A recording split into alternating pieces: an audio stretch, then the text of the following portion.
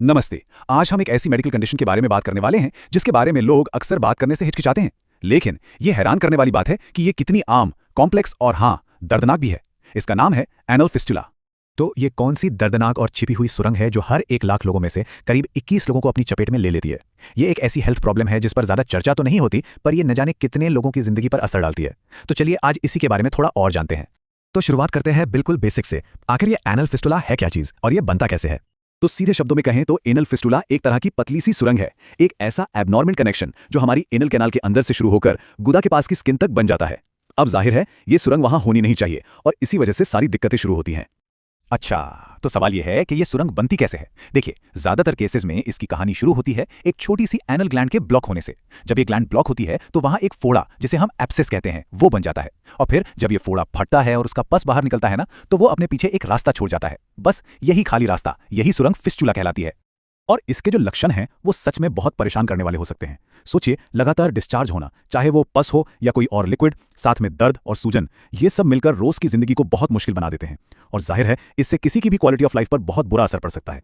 तो अब आप सोच रहे होंगे कि अगर ये बस एक सुरंग ही है तो इसे ठीक करना इतना मुश्किल क्यों है? बस बंद कर दो इसे, है ना? यहीं पर असली चैलेंज आता है। देखिए, यहाँ गोल सिर्फ उस सुरंग को खत्म करना नहीं है, असली चुनौती है उन मांसपेशियों को बचाना जो उसके आसपास हैं। हम बात कर रहे हैं स्फिंक्टर मसल्स की। ये मसल्स हमारे बॉवल कंट्रोल के लिए, मतलब मल त्याग को कंट्रोल करने के लिए बहुत ज्यादा जरूरी हैं। अगर इलाज के दौरान इन्हें जरा सा भी नुकसान पहुंचा तो ये परमानेंट इनकॉन्टिनेंस यानी असंयम की वजह बन सकता है, और ये एक बहुत बड़ा रिस्क है। इस चैलेंज को और अच्छे से समझने के लिए सर्जन्स फिस्टुला को उसके रास्ते के हिसाब से क्लासिफाई करते हैं। इसे पार्क्स क्लासिफिकेशन कहते हैं। ये मैप की तरह है जो दिखाता है कि फिस्टुला की सुरंग इन जरूरी स्फिंक्टर मसल्स के बीच से, ऊपर से या बगल से कहां से गुजर रही है। और रूल सिंपल है, रास्ता जितना कॉम्प्लेक्स होगा, सर्जरी उतनी ही मुश्किल और रिस्की होगी। तो चलिए अब बात करते हैं इलाज के ऑप्शंस की। सर्जन्स के पास क्या क्या तरीके हैं इसे ठीक करने के। शुरुआत करते हैं कुछ पारंपरिक यानी कन्वेंशनल सर्जिकल तरीकों से। सबसे कॉमन प्रोसीजर्स में से एक है फिस्टुलोटोमी। इसे ले ओपन सर्जरी भी कहते हैं। इसमें सर्जन फिस्टुला की पूरी सुरंग को ऊपर से काटकर खोल देते हैं। इससे क्या होता है कि वो एक खुली नाली जैसी बन जाती है और फिर धीरे धीरे अंदर से बाहर की तरफ हील होती है, मतलब भर जाती है। जो सिंपल सीधे फिस्टुला होते हैं उनके लिए ये काफी असरदार है, लेकिन कॉम्प्लेक्स मामलों में हाँ, स्फिंक्टर मसल्स को नुकसान पहुंचने का खतरा रहता है। और एक और तकनीक है जिसे सेटॉन कहते हैं। इसमें एक धागे जैसा ड्रेन फिस्टुला के रास्ते से पास किया जाता है। पर मजे की बात यह है कि यह कोई नई तकनीक नहीं है। इसका इतिहास तो बहुत पुराना है। आप यकीन करेंगे, हिप्पोक्रेट्स ने भी इसके बारे में लिखा था, तब वो घोड़े के बाल और लिलिन का इस्तेमाल करते थे। कमाल है ना? तो क्योंकि पारंपरिक तरीकों में वो रिस्क हमेशा रहता है, मॉडर्न सर्जरी का फोकस अब उन तकनीकों पर है जो स्फिंक्टर मसल्स को बचा सकें। इन्हें स्फिंक्टर प्रिजर्विंग टेक्निक्स कहते हैं। चलिए ऐसी ही दो बड़ी और एक दूसरे को टक्कर देने वाली तकनीकों पर नजर डालते हैं। तो मैदान में दो मेन खिलाड़ी हैं। एक है LIFT प्रोसीजर। इसका पूरा नाम है ligation of intersphincteric fistula tract. इसमें मसल्स के बीच जाकर फिस्टुला को एक तरह से बांध दिया जाता है। और दूसरा है एडवांसमेंट फ्लैप या AF। इसमें फिस्टुला का जो अंदरूनी मुंह है उसे रेक्टल टिश्यू के एक छोटे से हिस्से से ढक दिया जाता है। दोनों का मकसद एक ही है, स्फिंक्टर को बिना काटे सुरंग को बंद करना। तो सवाल यह है कि इन दोनों में से बेहतर कौन है? एक बहुत बड़ी स्टडी ने इन दोनों को कंपेयर किया और जो नतीजे आए वो काफी दिलचस्प हैं। आप देख सकते हैं कि सक्सेस रेट और दोबारा होने का रेट यानी रिकरेंस रेट दोनों में लगभग बराबर सही है। एडवांसमेंट फ्लैप का सक्सेस रेट थोड़ा सा ज्यादा जरूर है, पर असली फर्क कहीं और है जो हमें अगली स्लाइड में पता चलेगा। और यह है वो बड़ा फर्क, इनकॉन्टिनेंस का रिस्क।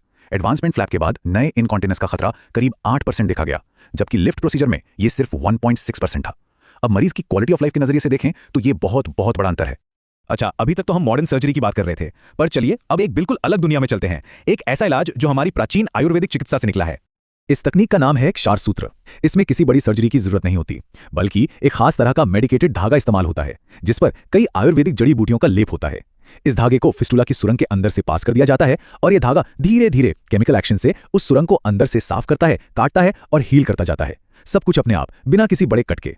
अब जब इस क्षार सूत्र की तुलना हम पारंपरिक फिस्टुलोटॉमी से करते हैं तो नतीजे और भी चौंकाने वाले हैं। हाँ, क्षार सूत्र से पूरी तरह ठीक होने में थोड़ा ज्यादा वक्त लगता है, करीब 53 दिन। लेकिन सबसे बड़ी बात यह है कि मरीजों को काम से बहुत कम छुट्टी लेनी पड़ती है, सिर्फ 3 दिन के करीब, जबकि सर्जरी में यह 16 दिन तक हो सकता है। और सबसे जरूरी बात, इसके दोबारा होने का खतरा यानी रिकरेंस रेट सर्जरी के मुकाबले काफी कम है। और हाँ, लागत भी बहुत कम होती है। तो हमने पारंपरिक सर्जरी देखी, मॉडर्न स्फिंक्टर सेविंग तकनीकें देखी और एक प्राचीन आयुर्वेदिक तरीका भी देखा। तो इन सबसे हमें क्या समझ आता है? टेक अवे क्या है?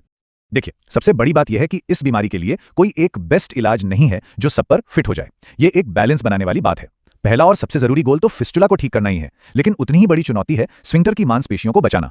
कौन सा तरीका अपनाया जाएगा ये इस बात पर निर्भर करता है कि फिस्टुला कितना कॉम्प्लेक्स है। और जैसा हमने देखा, हमारे पास पारंपरिक सर्जरी से लेकर मॉडर्न इनोवेशन और यहां तक कि प्राचीन तरीके भी मौजूद हैं। तो सबसे अच्छा इलाज वही है जो इलाज की दर, दोबारा होने के खतरे और मरीज की आगे की जिंदगी मतलब कॉन्टिनेंस पर पड़ने वाले असर, इन सबके बीच एक सही संतुलन बनाए।